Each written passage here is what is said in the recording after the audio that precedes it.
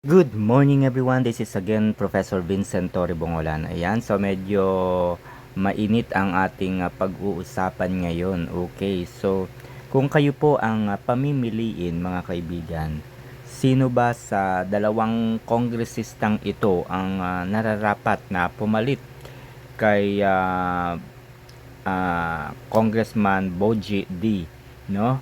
Bilang House Speaker. Okay, so sino ba ang karapat-dapat kina Congressman Leandro Lebeste at Congressman Kiko Barsaga? Okay? And secondly, mga kaibigan, pwede ba sila na maging House Speaker? Okay? Technically and by constitution, yes, pwede po sila dahil wala naman pong pinipiling requirements, no? Ang pagiging isang House Speaker as long as sila po ay napili ng kapwa nila kongresista. Okay? So, suriin natin mga kaibigan. Ang opisina po nila ay tinatawag na House of Representatives. Meaning to say, they represent us. They represent the Filipinos to the government. Kung ano man yung ating mga pangangailangan, ano ba yung mga nais nating mangyari sa ating bansa? Ano ba yung mga pagbabago na gusto natin? The congressmen are there to listen to us. Pakikinggan tayo, titingnan ang ating kalagayan. Susuriing mabuti kung ano ba ang makabubuti sa taong bayan. Sila po ang magiging representante natin sa mga bagay na ito. And therefore, as a representative, kailangan nilang mag-report sa atin.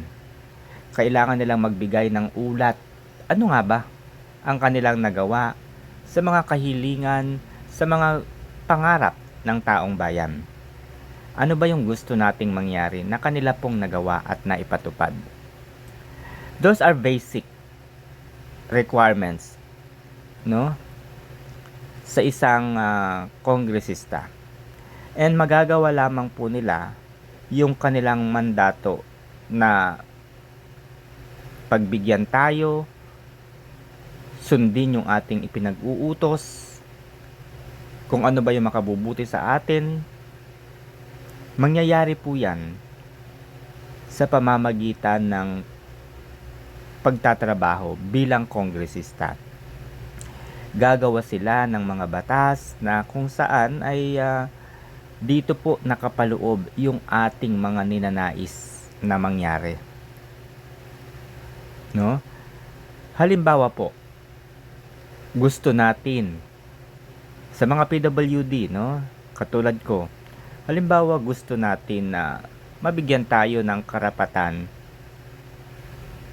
na mabigyan po ng pagkakataong makapagtrabaho sa isang corporate company. So ano ngayon ang gagawin ng isang kongresista? Babalangkas ito ng saligang batas na kung saan ang layunin ay bigyan tayo ng puwang sa mga kumpanya. Ipakilala ang ating kakayahan. Huwag tayong ikahiya. Huwag tayong tanggihan kapag tayo ay nag-aalok ng ating serbisyo sa mga kumpanyang yan.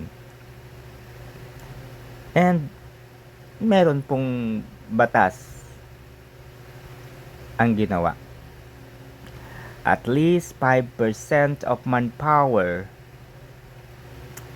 of the government, for example, dapat ay tumanggap sila ng PWD. So, ganyan po ang trabaho ng isang kongresista. And yung nakikita natin sa dalawang ito, mga kaibigan, Congressman Leandro Lebeste, Congressman Kiko Barsaga, really encapsulate the congressmen that we wanted to sit sa House of Representatives. Lalong-lalo na syempre sa speakership. Dahil sa nakikita ko, mga kaibigan, sila ay nagre-report sa taong bayan. Galit tayo sa korupsyon. Ayaw natin sa mga politikong korap. And these congressmen are very brave enough na banggain kahit ang pinakamataas. Isiwalat sa taong bayan, sa publiko, ang hindi magandang gawain ng mga kongresistang magnanakaw. And that is the people wanted to hear from the congressmen. Yan yung gusto nating mangyari at marinig. Mag-report sila sa atin, ano ba ang nangyayari? Sino ba ang magnanakaw? Ayaw natin ng magnanakaw. And therefore, dahil ayaw ng taong bayan ang magnanakaw, sinisiwalat nila kung sino-sino ang mga ito. And so nakikita ko sa kanila yung characteristics ng isang totoong kongresista na nagbibigay ulat sa atin. Nagre-report. Ano na nga ba ang nangyayari? So, iyon lang ay mga kaibigan. Yan po ay aking opinion at kayo na po ang bahalang humusga. Sapagkat nakalagay nga sa konstitusyon, no? Wala pong requirements ang pagiging pangulo as long as Filipino citizen at nasa tamang gulang at tumagal sa Pilipinas sa loob ng XX years, must be able to read and write. 'Di ba? Congressman pa kaya na hindi naman ganon kataas ang posisyon sa pangulo, 'di ba? So they are qualified.